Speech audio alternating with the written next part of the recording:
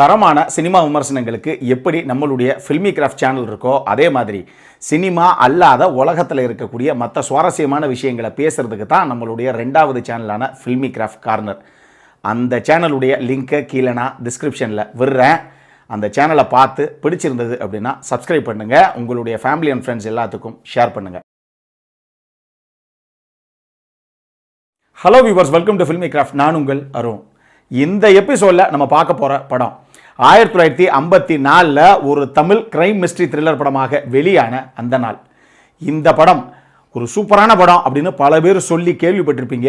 ஆனால் இந்த படம் ரொம்ப பழைய படம் பாசி, என்னத்தை போய் இப்போ பார்க்க அப்படின்னு நினச்சி பார்க்காம விட்டுருந்தீங்க அப்படின்னா இமீடியட்டாக போய் முதல்ல இந்த படத்தை பாருங்கள். அப்படி ஒரு அற்புதமான படம். 1954 இப்படி ஒரு படமா அப்படின்னு உங்களை யோசிக்க வைக்கக்கூடிய ஒரு மர்டர் மிஸ்ட்ரி த்ரில்லர் படம் இது.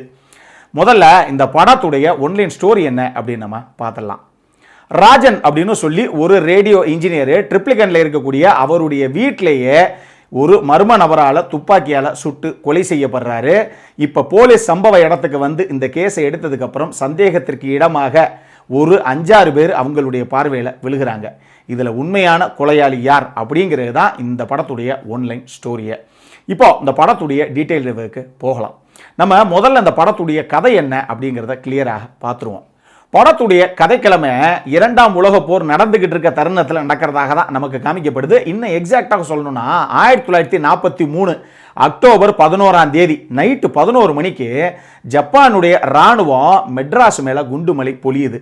அப்போ அதுக்கு பேர் மெட்ராஸ் தான், நம்ம எல்லாத்துக்கும் தெரியும். சென்னைங்கிறது பின்னாடி பெயர் மாற்றப்பட்டது அப்படின்னு.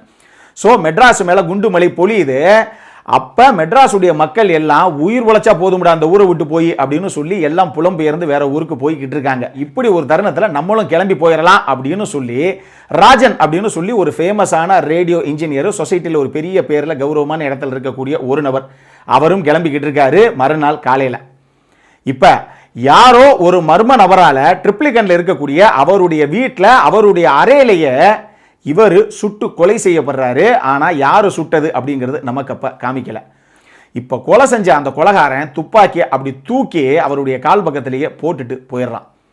இப்போ அடுத்த சீன்லேயே சின்னையா பிள்ளை அப்படின்னு சொல்லி இந்த வீட்டுக்கு பக்கத்து வீட்டில் இருந்த ஒரு நபர் இந்த துப்பாக்கி சத்தம் கேட்ட உடனே தலைதிரிக்க ஓடி வர்றாரு.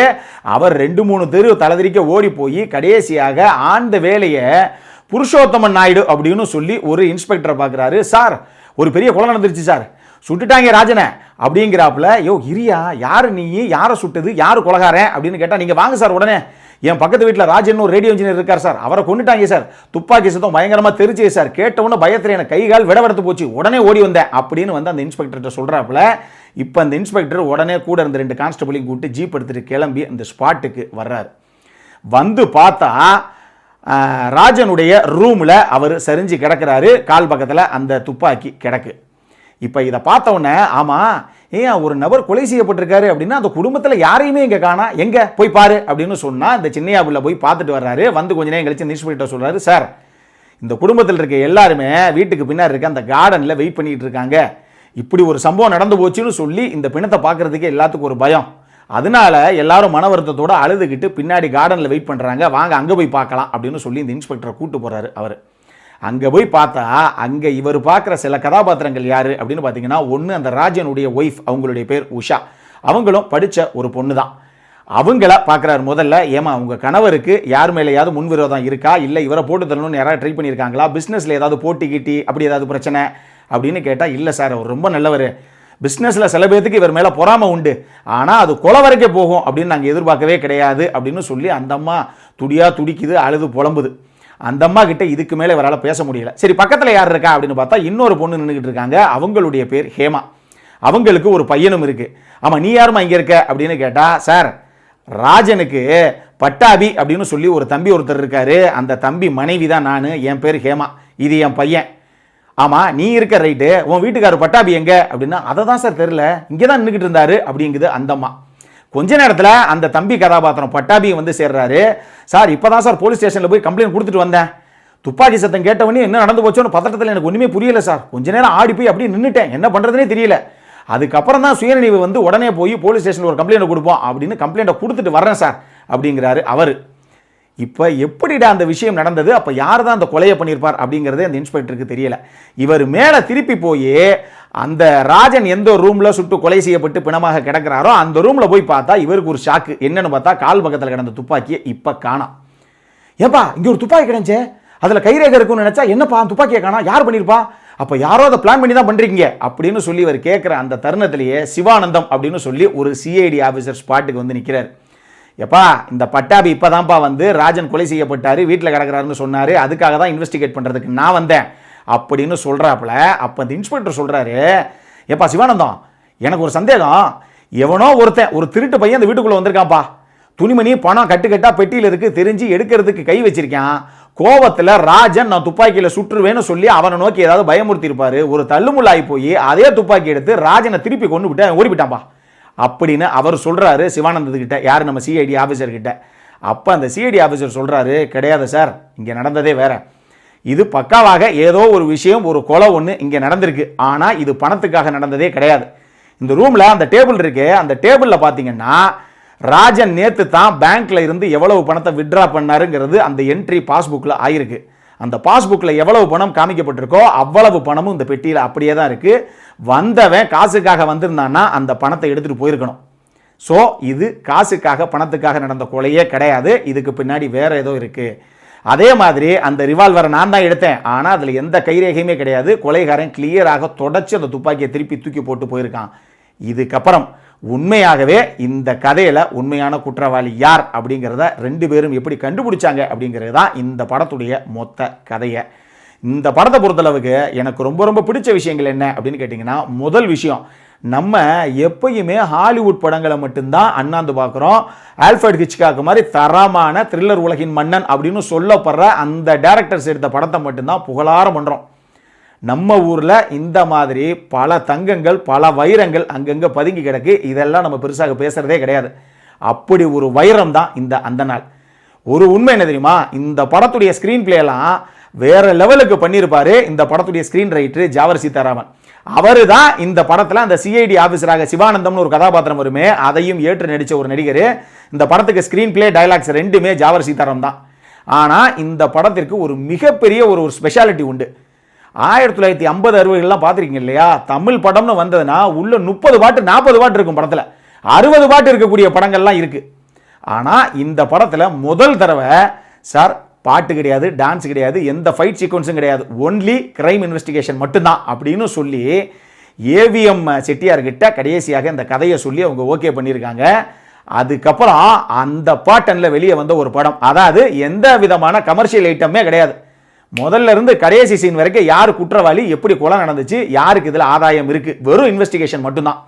வேற லெவல் படம் இது. இந்த படம் இன்னைக்கு பார்த்தீங்க 2021 பார்த்தீங்கன்னா கூட பாஸ் 1954 இப்படி ஒரு படமா, எப்படி பாஸ் எடுத்தாங்க அப்படிங்கிற ஒரு ஆச்சரியத்தை உங்களுக்குள்ள கடத்தக்கூடிய ஒரு படம் இது. இதெல்லாம் போக இந்த படத்துடைய இயக்குனர் எஸ் பாலச்சந்திரன், இந்த படம் 1954 அவர் எடுத்திருக்காரு. ஆனால் 1950 ஒரு ஃபிலிம் ஃபெஸ்டிவலில் அவர் அகிரா குரோசவாவுடைய ராஷோமன் படம், அது 1950 வெளியான படம், அந்த படத்தை ஒரு ஃபிலிம் ஃபெஸ்டிவலில் பார்த்துருக்காரு. அந்த படத்தில் பெரிய அளவில் ஈர்க்கப்பட்டு தான் இந்த கதையுடைய அந்த நரேட்டிவ் ஸ்டைல், அந்த பேட்டர்னை நான் ஃபாலோ பண்ணேன். அதாவது ஒரு இடத்துல ஒரு கொலை நடக்கும், ஒருத்தரும் அவங்கவங்களுக்கு தெரிஞ்ச விஷயத்தை தான் சொல்லுவாங்க, ஒருத்தரும் சொல்றது வேற வேற மாதிரி இருக்கும், வேற வேற குற்றவாளியாக நமக்கு தோணும். ஆனால் கடைசியாக அப்போ யார் தான் உண்மையாக இந்த கொலையை செஞ்சது அப்படிங்கிற அந்த ஒரு நரேட்டிவ் ஸ்டைலு ராஷோமனில் அப்படி தான் வந்திருக்கும். விருமாண்டியில் கமல் சார் அந்த பேட்டர்னில் தான் கதையை சொல்லியிருப்பார். இவர் ஒரு பக்கம் சொல்ல, பசுபதி ஒரு பக்கம் சொல்ல, ஆளாளுக்கு ஒரு கதையை சொல்ல, அது அந்த ராஷோமன் எஃபெக்டில் அந்த மாதிரி வந்த ஒரு படம் தான் இந்த படம். 1954 அந்த பேட்டர்னில் வந்த படம், வேற லெவல் ஸ்க்ரீன் பிளே பண்ணப்பட்ட ஒரு படம் இது. மிஸ் பண்ணாமல் பாருங்கள். ரெண்டாவது பர்ஃபார்மன்ஸை பொறுத்தளவுக்கு சிவாஜி சார் ஆகட்டும், பண்டரிபாய் அம்மாவாகட்டும், நான் சொன்ன மாதிரி ஜாவர் சீதாராமன் அந்த சிஐடி ஆஃபீஸர் கதாபாத்திரத்தை ப்ளே பண்ணியிருப்பார், அவராகட்டும் எல்லாருமே அந்தந்த கதாபாத்திரத்தை செமையாக பண்ணியிருப்பாங்க. இதை தாண்டி இன்னும் பர்ஃபார்மன்ஸில் ஒரு சில விஷயங்கள் சொல்லலாம். சொன்னோன்னா கொலகாரன் யாருங்கிற ஸ்பாய்லர் நானே கொடுத்ததாக ஆகிடும், அதனால் அதை நான் பற்றி பேசலை. இந்த படம் பாருங்கள், பர்ஃபார்மன்ஸை பொறுத்தளவுக்கு எல்லாரும் நீங்கள் 10 ரூபாய்க்கு நடிங்க அப்படின்னா அதை விட எக்ஸ்ட்ராவாக பெர்ஃபார்மன்ஸில் சூப்பராக மெருகேற்றக்கூடிய நடிகர்கள் தான் அந்த அளவுக்கு அற்புதமாக பண்ணியிருப்பாங்க இந்த படத்தில். இன்னொரு பக்கம் இந்த படத்தில் நான் சொன்ன மாதிரி சாங்ஸ் அது இதுன்னு எதுவுமே கிடையாது. பேக்ரவுண்ட் ஸ்கோரிங் கூட ஏவிஎம் உடைய உள்ளே இருந்த ஒரு ஆர்கெஸ்ட்ரா ட்ரூப் தான் இதுக்கு பேக்ரவுண்ட் ஸ்கோரிங் பண்ணியிருக்காங்க. பட் பார்க்குறதுக்கு அந்த அளவுக்கு தரமாக இருக்கும் பேக்ரவுண்ட் ஸ்கோரிங்குமே. அடல் கானண்டை பொறுத்தளவுக்கு இந்த படத்தில் எந்த விதமான அடல் கானண்டுமே கிடையாது. ஸ்டார்டிங்லேருந்து எண்டிங் வரைக்கும் தயவு செஞ்சு பழைய படம் இதில் என்ன இருக்க போகுதுன்னு நினச்சி பார்க்காம இருக்காதீங்க. இன்றைக்கி உலக படம்லாம் இதை விட ஸ்லோவாக வருது. சூப்பரான ஒரு படம் இது. சீனுக்கு சீனு அடுத்து என்ன நடக்க போகுது, யார் கொலையாளி அப்படின்னு உங்களால் கடைசி வரைக்கும் கெஸ் பண்ண முடியாத ஒரு கிளைமேக்ஸ் தான் அந்த படத்துக்கு இருக்கும்.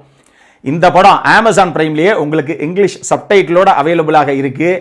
தமிழ் படத்துக்கு எதுக்கு சார் இங்கிலீஷ் சப்டைட்டில் அப்படின்னு கேட்குறீங்களா? இது நமக்கு கிடையாது. நம்மளுடைய சேனலை சவுத்தில் இருக்க எல்லா ஆடியன்ஸும் பார்க்குறாங்க, நிறைய வியூவர்ஸ் எல்லா ஸ்டேட்லையும் இருக்காங்க. அவங்களுக்கு தமிழ் புரியணுமே, அவங்களுக்கு அமேசான் பிரைமில் இது இங்கிலீஷ் சப்டைட்டிலோடு இருக்குது, பார்த்து மகிழுங்கள்.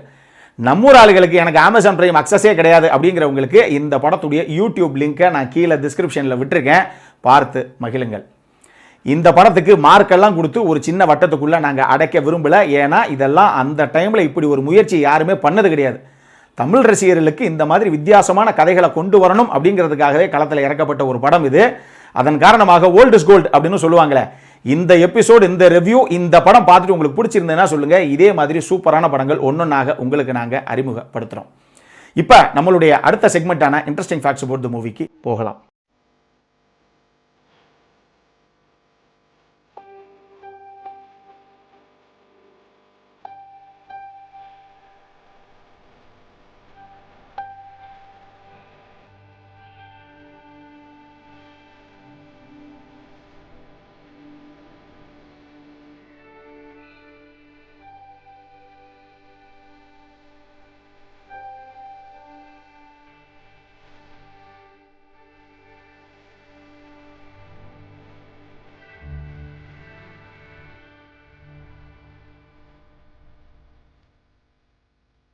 இந்த வீடியோ பிடிச்சிருந்ததுன்னா லைக் பண்ணுங்கள், ரொம்ப பிடிச்சிருந்ததுன்னா உங்கள் ஃப்ரெண்ட்ஸ் எல்லாத்துக்கும் ஷேர் பண்ணுங்கள். உங்களுடைய கருத்துக்கள் ஏதாவது இருந்தது அப்படின்னா கீழே இருக்க கமெண்ட் செக்ஷனில் எங்களுக்கு தெரிவிங்க. வீடியோவை க்ளோஸ் பண்ணுறதுக்கு முன்னாடி சப்ஸ்கிரைப் பண்ணுங்கள். சப்ஸ்கிரைப் பண்ணும்போது பக்கத்தில் இருக்க நோட்டிஃபிகேஷன் பெல் ஐக்கானையும் கிளிக் பண்ணுங்கள். அப்போ தான் எங்களுடைய வீடியோஸ் எல்லாம் உங்களை ஆன் டைம் வந்து சேரும். இதே மாதிரி இன்னொரு வீடியோவோட அடுத்த முறை உங்களை சந்திக்கிற வரைக்கும் it is Arun signing off. By.